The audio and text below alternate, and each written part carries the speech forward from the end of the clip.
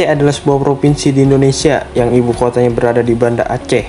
Aceh merupakan salah satu provinsi di Indonesia yang diberi status sebagai daerah istimewa dan juga diberi kewenangan otonomi khusus. Aceh terletak di ujung utara Pulau Sumatera dan merupakan provinsi paling barat di Indonesia dengan luas daerah 57.960 km persegi dan jumlah pulau sebanyak 331. Baiklah, di sini saya menyatakan sejarah Aceh. Daerah Aceh yang terletak di bagian paling barat gugusan Pulau Nusantara menduduki posisi strategis sebagai pintu gerbang lalu lintas perniagaan dan kebudayaan yang menghubungkan timur dan barat sejak berabad-abad lampau. Aceh sering disebut-sebut sebagai tempat persinggahan para pedagang Cina, Eropa, India, dan Arab, sehingga menjadikan daerah Aceh pertama masuknya budaya dan agama di Nusantara. Pada abad ke-7, para pedagang India memperkenalkan agama Hindu dan Buddha. Namun peran Aceh menonjol sejalan dengan masuk dan berkembangnya agama Islam di daerah ini, yang diperkenalkan oleh pedagang Gujarat dari jajaran Arab menjelang abad ke-9. Bahasa Aceh merupakan bahasa yang berasal dari subrumpun Melayu Polinesia dari rumpun Austronesia yang digunakan oleh suku Aceh yang menetap di Provinsi Aceh, Indonesia, dan beberapa di Kedah, Malaysia. Bahasa Aceh merupakan bahasa yang berasal dari kelompok Camik yang artinya bahasa ini masih memiliki hubungan yang cukup dekat dengan bahasa Cham di Vietnam atau bahasa Sat di Hainan, Tiongkok daratan. Posisi Camik dalam subrumpun Melayu Polinesia masih diperdebatkan hingga saat ini dalam menentukan apakah bahasa ini termasuk dalam kelompok Melayu Camik atau Borneo Utara Raya. Hal ini karena suku Cham diduga berasal dari Kalimantan yang berimigrasi ke daerah selatan Vietnam dan membentuk budaya Sahuyun. Beberapa suku Cham berimigrasi ke arah selatan termasuk daerah utara Sumatera akibat perang Cham Vietnam yang meletus pada tahun 1471. Suku Cham yang berimigrasi ke daerah utara Pulau Sumatera pun membentuk identitas baru, yaitu Aceh, serta mendirikan Kesultanan Aceh pada tahun 1496. Sistem teknologi. Sebelum era teknologi modern, perdesaan di Aceh menggunakan sistem tada hujan. Para petani membajak sawah dengan kerbau dan orang-orang sawah masih digunakan untuk menghalau burung penanam padi dilakukan pada musim hujan. Sebelum menanam padi, biasanya dilakukan konduri blang, sebuah upacara doa bersama agar diberi kesuburan tanaman dan panen yang melimpah. Untuk menanam padi, para petani menggunakan arit atau sabit. Kemudian, padi tersebut ditumbuk dengan alu besar. Di rumah tangga masyarakat Aceh, alat-alat masak yang digunakan masih bersifat tradisional. Di antaranya tungku api sebagai kompor, panci yang dibuat dari logam, arang untuk memanggang, dan periuk atau tempat nasi.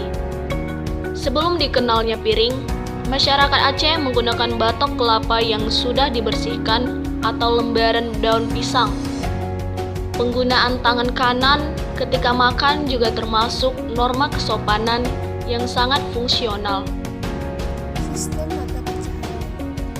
Aceh merupakan daerah yang subur dan kaya akan hasil alam, antara lain berupa padi, cengkeh, lada, pala, kelapa, kopi, dan lain-lain.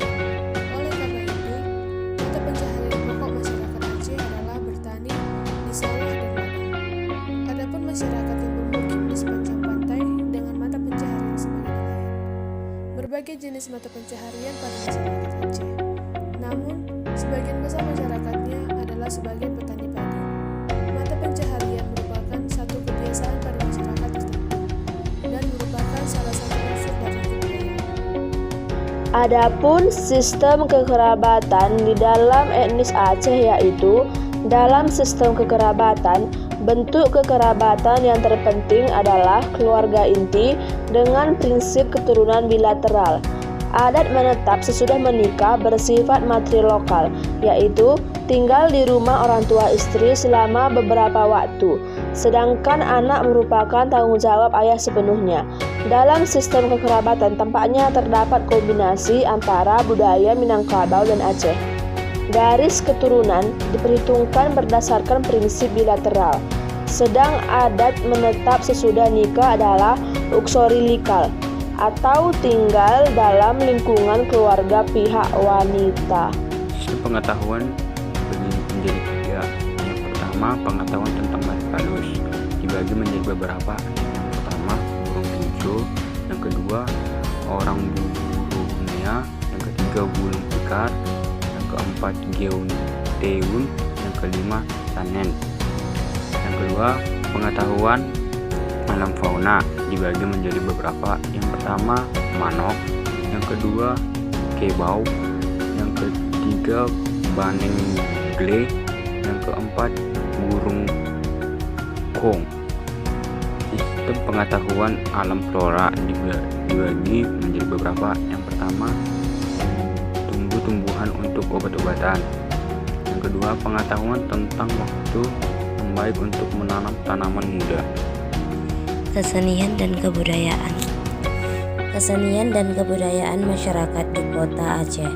Yang pertama, seni tari.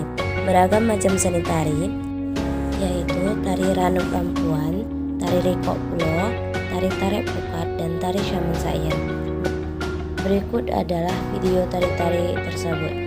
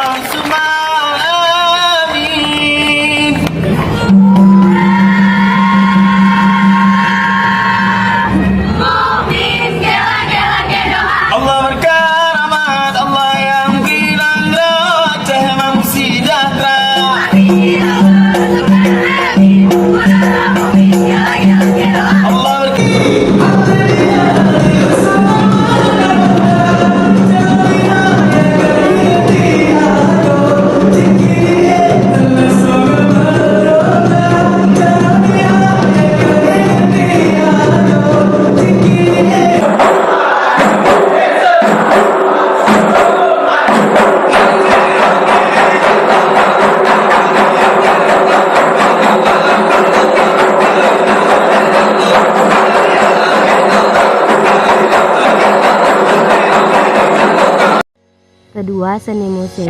Ada bermacam-macam seni musik. Yang pertama, seruna kale adalah instrumen tiup tradisional Aceh, yaitu sejenis klarinet terdapat di daerah Pidie, Aceh Utara, Aceh Besar, Banda Aceh, dan Aceh Barat.